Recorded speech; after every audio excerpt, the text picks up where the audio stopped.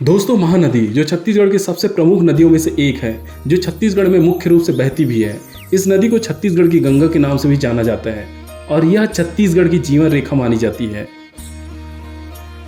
तो दोस्तों, आज की वीडियो में हम बात करेंगे छत्तीसगढ़ की जीवन रेखा कहा जाने वाली महानदी के बारे में। इनसे जुड़े हुए विभिन्न तरह के तथ्य और इनकी खूबसूरती और साथ में इनसे जुड़ी हुई जितनी भी जानकारियां हैं हम आपसे शेयर करने वाले हैं।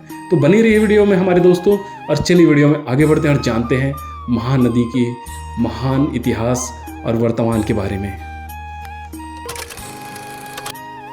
छत्तीसगढ़ और उड़ीसा की सबसे बड़ी नदी महानदी का प्राचीन नाम चित्रोत्पला था। इसके अलावा इसे महानंदा और नीलोत्पला के नाम से भी जाना जाता था। महानदी का उद्गम धमतरी जिले में स्थित सिहावा नामक पर्वत से हुआ है, जिसे श्रृंगी ऋषि का आश्रम भी कहा जाता है।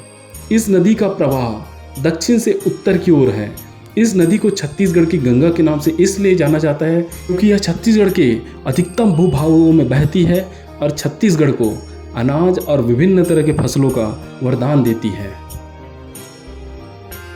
सिहावा से निकलकर राज्य में महानदी जब पैरी और सोंढूर नदियों के जल को अपने में समाहित करती है, तब यह एक विशाल रूप धारण कर चुकी होती है। ऐतिहासिक नगरी आरंग और सिरपुर में इसका रूप विकराल हो जाता है और यहीं से दक्षिण से उत्तर की बजाय पूर्व दिशा में बहने लगती है। भारत की सबसे प्राचीन नदियों में से एक होने के कारण महानदी का इतिहास पुराणों से समय में प्रचलित है। ऐतिहासिक ग्रंथों में इस बात का जिक्र है कि महानदी और उसकी सहायक नदियाँ प्राचीन शुक्लमत पर्वत, जो वर्तमान में सिहावा पर्वत के नाम से जानी जाती है, यहाँ से उद्गम हुआ था। प्राचीन समय में इस नदी को मंदवाहिनी के नाम से भी जाना जाता था। महानदी को गंगा की ही तरह पवित्र नदियों में से एक माना जाता है। हर साल हजारों लोग यहाँ स्नान करने पहुँचते हैं। गंगा के समान पवित्र होने के कारण महानदी के तट पर कई सारे धार्मिक स्थल और केंद्र भी स्थापित हो चुके हैं और पहले से ही स्थित हैं।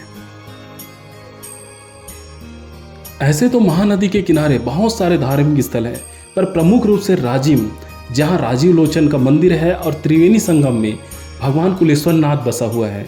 दूसरे नंबर में आता है सिरपुर, जहां सिरपुर में स्थित बहुत सारे मंदिरें और प्राचीन कलाकृतियां मौजूद हैं, जिसे देखने के लिए हजारों लोग हर साल पहुंचते हैं।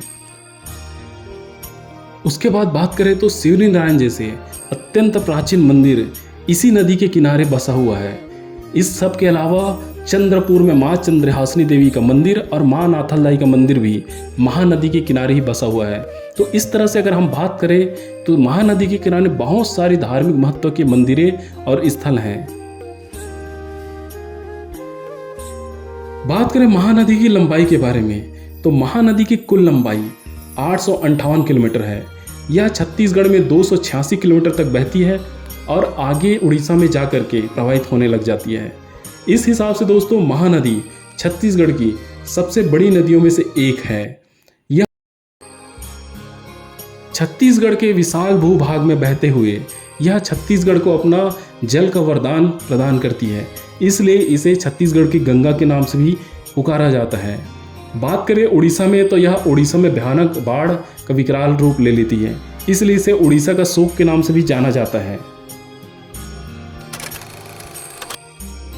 महानदी छत्तीसगढ़ के 3 स्थानों पर संगम बनाती है, जहां प्रथम स्थान पर राजिम है, जहां पैरी और सोंढूर नदी संगम में आकर के मिलती है। इसे छत्तीसगढ़ का प्रयाग के नाम से भी जाना जाता है। यहाँ प्रतिवर्ष भव्य महाशिवरात्रि में मेला का आयोजन होता है, जिसे राजिम पुन्नी मेला के नाम से भी जाना जाता है। यह जगह गरियाबंद जिले में पड़ता है। दूसरा संगम स्थान है शिवरी नारायण। यहाँ महानदी शिवनाथ और जोंक नदी आपस में आकर के मिल जाती है। यहाँ भी प्रतिवर्ष मेला का आयोजन होता है। यहाँ शिवरी नारायण मंदिर है, जो अत्यंत प्राचीन है, जिसे देखने हजारों लोग हर वर्ष आते हैं। तृतीय स्थान है दोस्तों चंद्रपुर। चंद्रपुर में महानदी, मांड नदी और लात नदी आकर के संगम बनाती है। यह जांजगीर चांपा और अब शक्ति जिले के अंदर आता है। चंद्रहासिनी और नाथलदाई नाम की 2 प्रसिद्ध देवी मंदिरें इसी चंद्रपुर में महानदी के किनारे स्थित है। तो चलिए दोस्तों, अब बात करते हैं छत्तीसगढ़ की गंगा कहे जाने वाली यह महानदी छत्तीसगढ़ के कौन कौन से प्रमुख जिलों में प्रवाहित होती है। तो शुरुआत करते हैं धमतरी से, जहां इनका उद्गम हुआ है। फिर कांकेर, बालोद, रायपुर, गरियाबंद, महासमुंद, बलौदाबाजार, जांजगीर चांपा, शक्ति, रायगढ़ और सारंगढ़, बिलाईगढ़ होते हुए यह उड़ीसा में प्रवाहित होना प्रारंभ कर देती है। यह नदी उड़ीसा में प्रवाहित होते होते बंगाल के खाड़ी में जाकर के समाहित हो जाती है। तो चलिए दोस्तों, अब जानते हैं महानदी की महत्वपूर्ण परियोजनाओं के बारे में, या क्या महानदी में बने हुए विभिन्न बांधों के बारे में, जो एक टूरिस्ट डेस्टिनेशन से कम नहीं है। पहले नंबर में रुद्री बैराज। रुद्री बैराज परियोजना छत्तीसगढ़ के धमतरी जिले में महानदी पर स्थित है। इस परियोजना की स्थापना 1912 से लेकर के 1915 में किया गया था। यह जगह छत्तीसगढ़ के प्रथम महानदी परियोजना के नाम से जाना जाता है और प्राचीन बांधों में से एक है। दूसरे नंबर में छत्तीसगढ़ के सबसे खूबसूरत टूरिस्ट डेस्टिनेशन में से एक है गंगरेल बांध।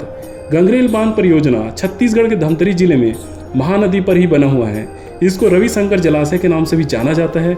इसकी स्थापना 1979 में की गई थी और इसे अब छत्तीसगढ़ का गोहे के नाम से भी जाना जाता है। इसी नदी पर बना है दुधावा डैम। दुधावा डैम पहाड़ियों से घिरा हुआ बहुत ही खूबसूरत बांध है। इसका निर्माण सन 1965 में हुआ था। यह भारत के स्वतंत्रता के बाद छत्तीसगढ़ का प्रथम बांध है।